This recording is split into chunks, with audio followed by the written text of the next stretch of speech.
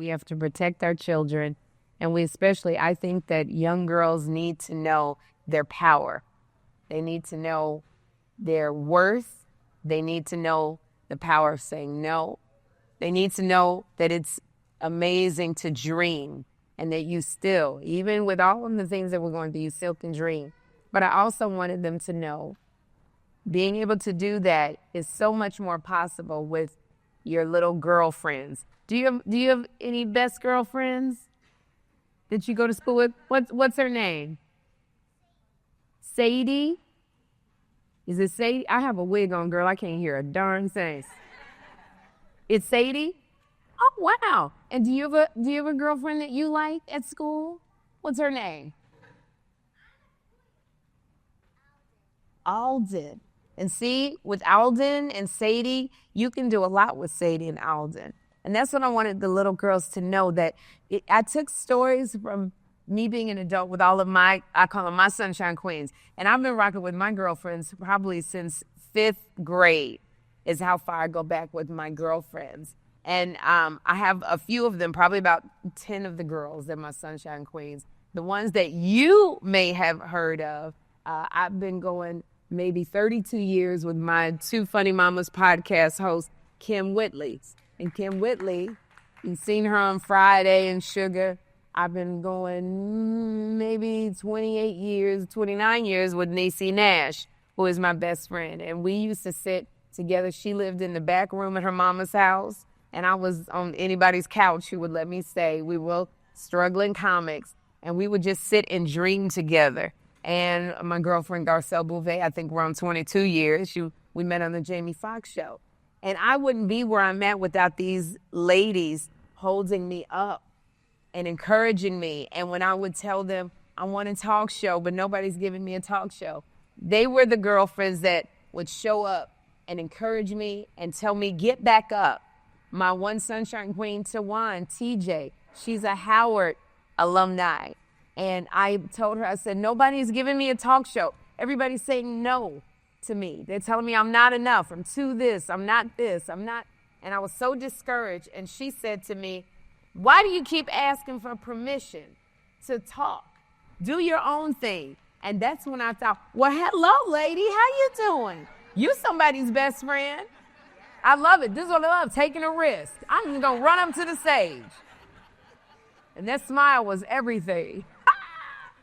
And she said, why do you keep asking for permission from these people to talk? Start your own thing.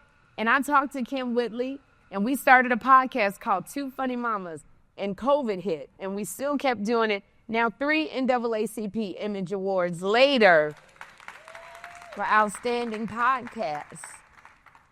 And that was because of my girlfriend, who is one of my Sunshine Queens. And that's what I wanted. So I took these same stories of my girlfriends who show up for me, and I put them in stories for a 4 to 8-year-old so that they could see that when your girlfriends show up, it's so much more that you can accomplish. Everything that I do, I had a book signing yesterday, and my girlfriend, Kim Whitley, she was right there. She lives in LA, but she was right there cheering me on. When I started my 4th season of The Sherri Show, it was very nerve-wracking. Even though I do stand-up comedy, if you watch my show, I come right out and I do a comedic monologue like the men do it at nighttime.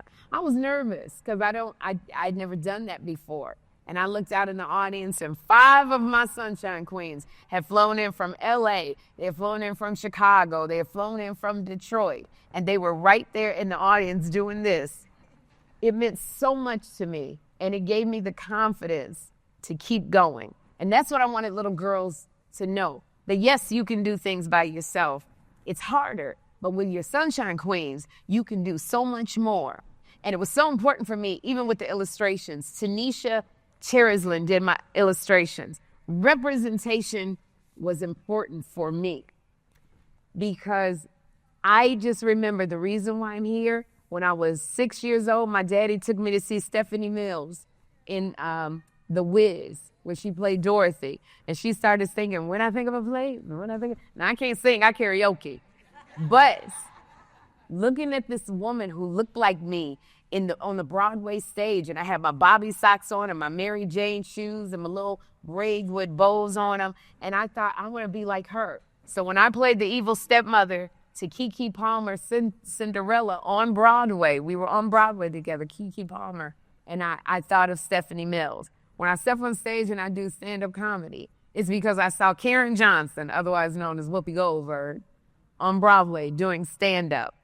My talk show is because I would see Oprah Winfrey on there. And I looked at Oprah and I said, this lady looks like me. We have the same skin. We look like we could be cousins. We got the same hair. That's before I started wearing wigs. We have the same hair. And it really spurred me on. I would always think about Oprah when she had her talk show. And when she called me the day before I started my talk show, and she said, hello, may I speak to Sherri Shepherd? I said, who is this? She said, this is Oprah Winfrey. I said, this ain't no Oprah Winfrey. And she proceeded to give me so much advice for the next hour on how to do a talk show, how to elevate a talk show. And every season she will call me. She sends me my ratings, and she's one of my Sunshine Queens. When they were promoting The Color Purple, I called Oprah Winfrey and I said, Oprah, can you come on my show so I can interview you? And she said, Sherri, I can't. They have me going here. I've got to do Drew Barrymore. And I just know I can't. And I sent her all of my stats the way Oprah does me. And I told her, Oprah, in syndication, I'm number 1 with Black women, 25 to 54. I'm number 2 with all women. This is the show you need to come on to promote Color Purple. And she says, well, I'll think about it. And 2 weeks later, she called me and she said, Sherri, I'm coming to your show. They want me to come with someone, but I'm coming by myself. We're going to have so much fun. So whenever I'm going through something, my Sunshine Queens in the talk show space, I can call Robin Roberts. I will call Kelly Ripa. Whoopi Goldberg will call me. I get advice from all of these queens who run a talk show, who show me the way. And that's what I wanted the little girls to know. If you just reach out and you be a friend to your Sadie, and Sadie's a friend to you, and you find another girl that you can be a friend with, woo! You can change the world.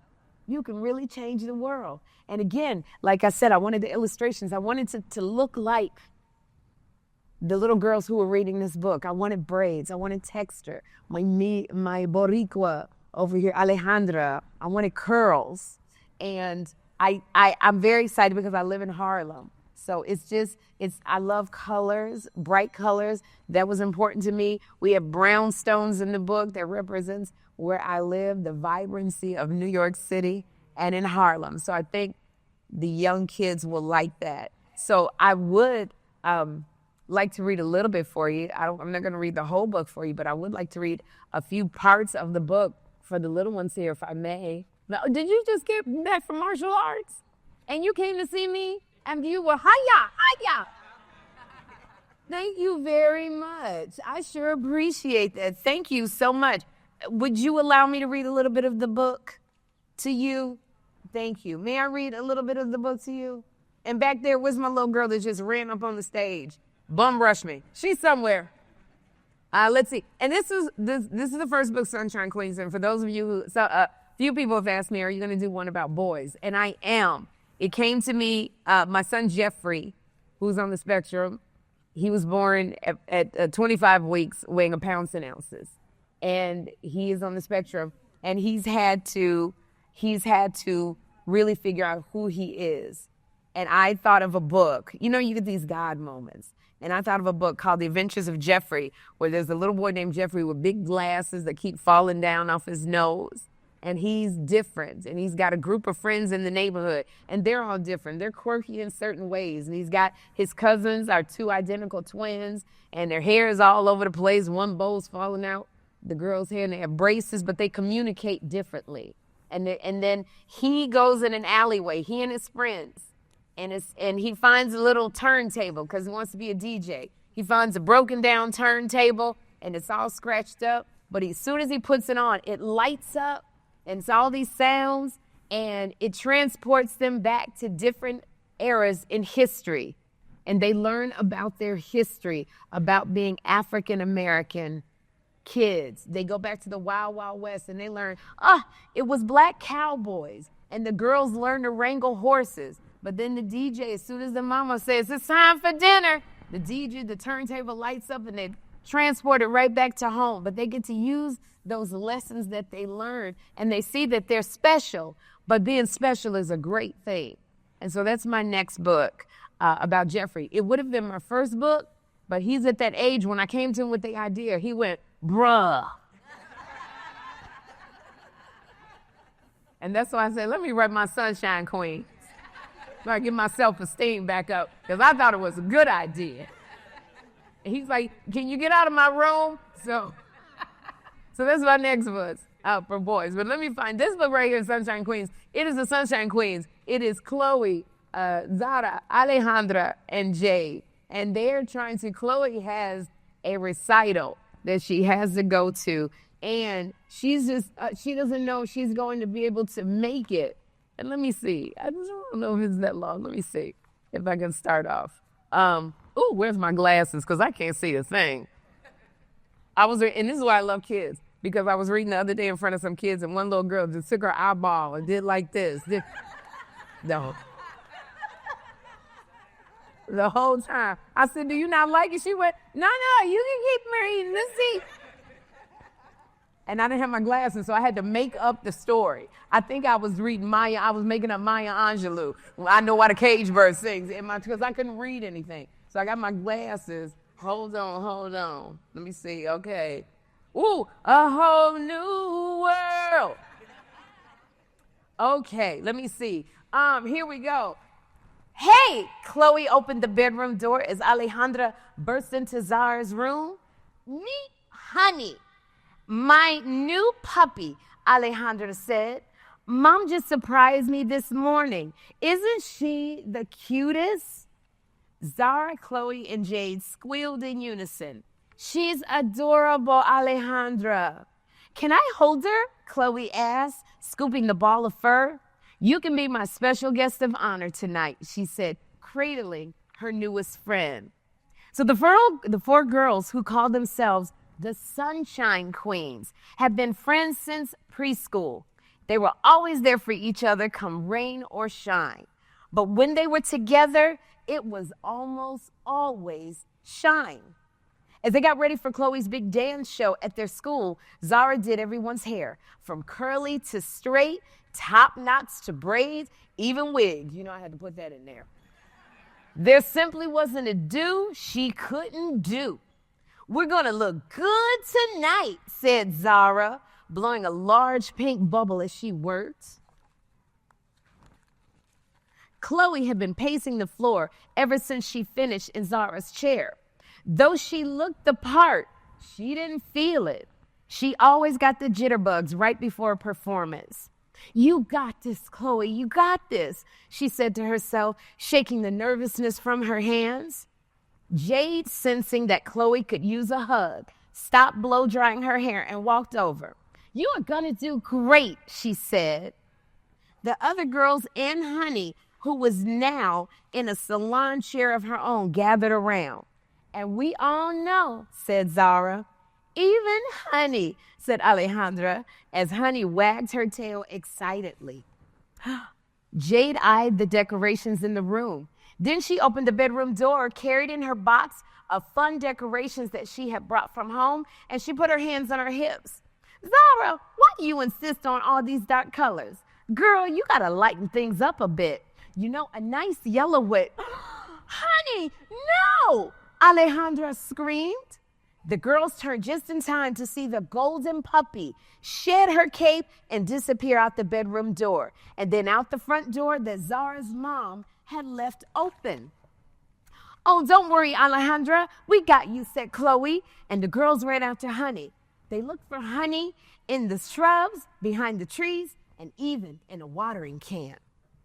Just as the girls stepped on the sidewalk, they noticed a little golden tail that looked awfully familiar across the street. Right there on Mrs. Peterson's doorstep was Honey, enjoying a newly opened bag of treats.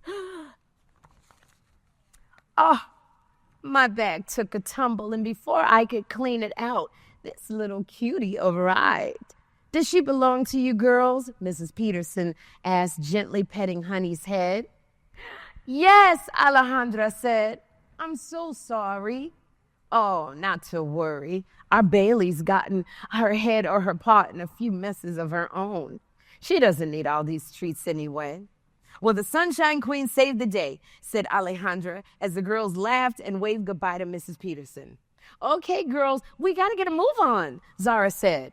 Now, the girls had all chosen to wear different styles for the performance that night, but only two were ready to go. They were Jade and Chloe had to leave. I gotta go if I'm gonna make it in time, but you guys aren't even close to being ready, said Chloe. Ah, panic rising in her voice. Don't worry, said Zara. You go ahead. I will finish up here. But there isn't enough time for you to finish your hair. And Alejandra, said Chloe, who was beginning to think that the Sunshine Queens wouldn't come through. Zara knew Chloe was right. She didn't have time to finish Alejandra's hair and her own. So just then, Jade sprang into action. You know what? I'll take over with Alejandra. I have a few skills of my own, you know, she said with a wink. Thanks, Jade, said Zara with a smile before turning to Chloe. See, Chloe, we got this. Now go, girl. Chloe's once anxious heart was now hopeful. They were doing it, overcoming challenges together, just like they always did. Chloe smiled as she left, but she knew the girls would be cutting it close.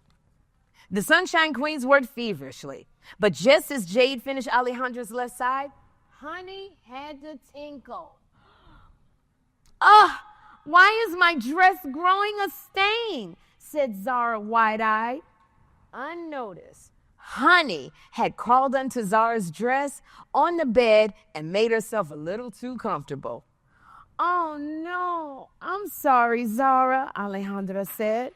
But at least she has good taste, she said, sinking her shoulders as she half smiled. So Jade paused Alejandra's hair so they could become Zara's personal stylist. They couldn't find a perfect dress for the occasion, so they mixed and matched every single shirt and skirt until they found just the right combination. Zara finished her hair and tried on the new outfit. Ooh, it's funky, but it works, Zara squealed. Then she looked at Alejandra's unfinished hair. Okay, now we need to go, but we can't leave the house like that.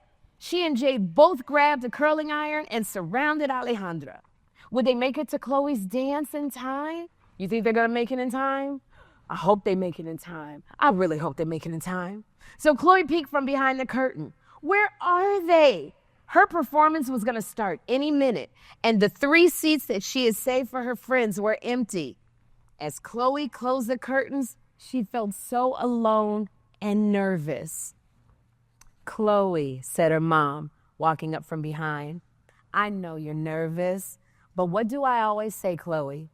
You always say, get it done, and you'll feel better after, she said, imitating her mom's voice. But could she do this without her friends? Thank you for coming out, said the speaker. The show was starting, and Chloe was the first dance of the night. Right there in their seats were Jade, Zara, and Alejandra, who surprisingly had 2 stray curls sticking up. Chloe laughed as they all waved and smiled. Even Honey, who just peeked above the seat, was there. Chloe's heart was filled with sunshine, and it showed as she danced across the stage, ending with a backflip. You were great, Chloe, said Zara after the performance. The best, said Jade and Alejandra. At that moment, Chloe noticed Zara's outfit. Nice, girl. Thanks, said Zara with a slight twirl. Alejandra and Jade picked it out. Looking at her friends, Chloe said, we'll always be there for each other. Honey, too, said Alejandra.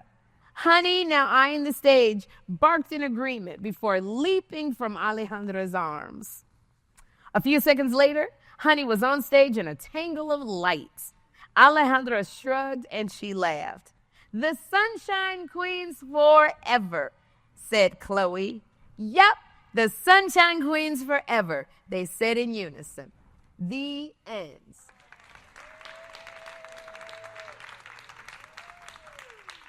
And I want to say thank you. I don't know if anybody has any questions. I'll be anything you want to ask me. It doesn't have to be about the book or just anything you want to ask me. And I have a mic right over here, so we'll take 3 quick questions, and then we're going to start our photo line, okay? yes. All right, raise of hands. Okay, I'm going to start right here. Sir, you want to speak into the mic? Mate. Yeah, keep it or not, visually impaired. Is there a way that the Sherry Show could have like description or audio described for print disabled visually impaired viewers, and your book? Do you have are your books available, or all your books, including Sunshine Queens, available through the NLS program, the Talking Book program for the blind, or available through Audible, Amazon, or Apple Books, or Audible format? Or what formats are your books? Really great question. Is it on audiobook? Yes, it's on Audible. I don't know if we have it on NLS, but that is certainly something that I would talk to the Amazon. It's on NLS. On Amazon, it's on NLS. Absolutely. Willie Sinclair III, who is my stylist, is right here from the Milwaukee Sinclairs. He's here with me. He says it's on Amazon. I know you can give Willie Sinclair a hand. Yes. He's absolutely amazing. Accessibility for all. So yes. So Amazon, he says yes, NLS. And I will talk to them. And also, yes, you can hear it on Audible. So I did do it on Audible. Thank you for that question, sir. Hi, good morning, Sherry. Good morning. Nice to meet you. My question to you is, congratulations on you getting your Hollywood Walk of Fame. I'm getting question the Star of Fame. So how did it feel when you received that notification? My star on the Hollywood Walk of Fame, it's a full circle moment because there was a time that I was homeless and I was a struggling comic and I couldn't pay my rent and I was getting evicted and staying on different people's couches. And the only thing that kept me, my mom, I was a caretaker for her. She was not doing well health-wise. So I used to go up and down Hollywood Boulevard and Sunset Boulevard and look at the star. If you've ever visited LA, they got the star. And I would look at all of the stars as I'm waiting for the bus. And I would say, I would love to have one of these. What would that be like? And I would picture my name. So when they told me that they were giving me a star, it just was so full circle because I've been in the business for over 30 years.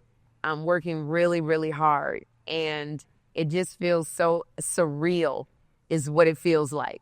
Now I'm a little stressed because they only give me 60 chairs, which most of my team, that's about 40 chairs for my team and everybody, who business managers, agents, and I got the rest for friends and family. And I've had every cousin, every auntie call and go, I've already bought my ticket to come see you at the star ceremony, but you can't invite your auntie Ina because you know we don't get along, and you got to remember family. And then your cousin William want to bring his girlfriend. Then we're bringing the kids. And I go, oh my gosh. So I'm trying to figure out how to put all of the shepherds into the 30 chairs that I have left for the star ceremony. But it will be really, I'm so excited because my father, a caretaker for him, and my dad has Alzheimer's. So he's getting to that point where he kind of remembers me. He kind of doesn't, but he was so instrumental in my life. And I just need my daddy to be there to see, because he thought I was crazy for wanting to be a stand-up comic and an actor. He came to all my shows and I would bomb every single time. But he stood there, and I just need for my dad to see me getting a star right there. So I'm so excited. Hi,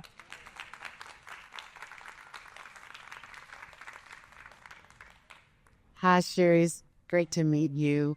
I'm 60. So what do you tell a 60-year-old woman about how to tell her Sunshine crew that she needs them in this new part of her life?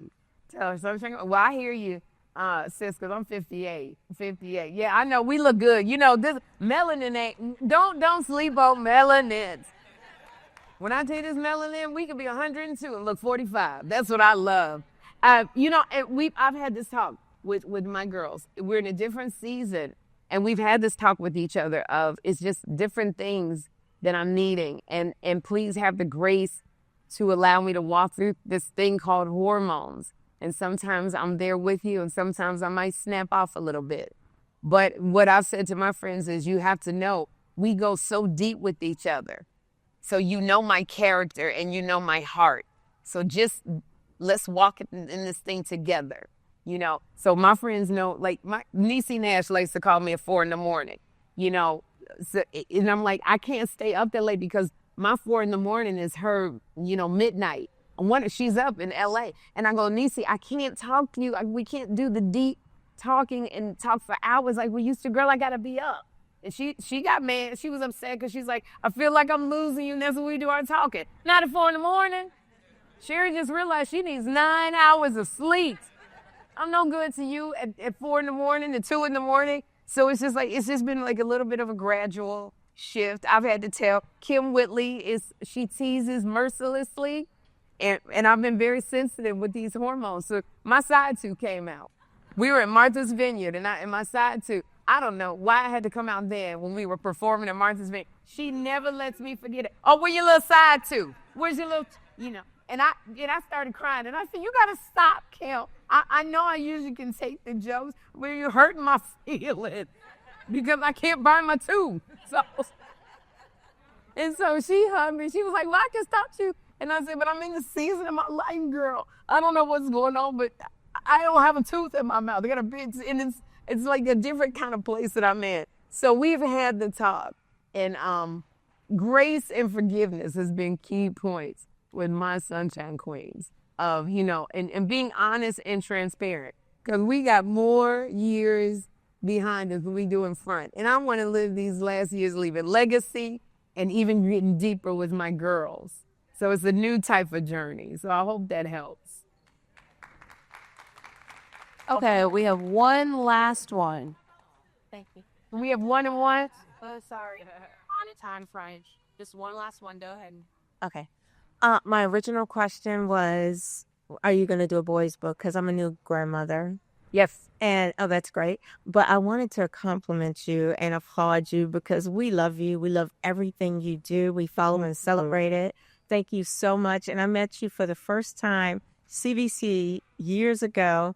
You know how they do the photo thing with the 4 pictures? Yeah. I was posing and you popped up out of nowhere and photobombed my picture.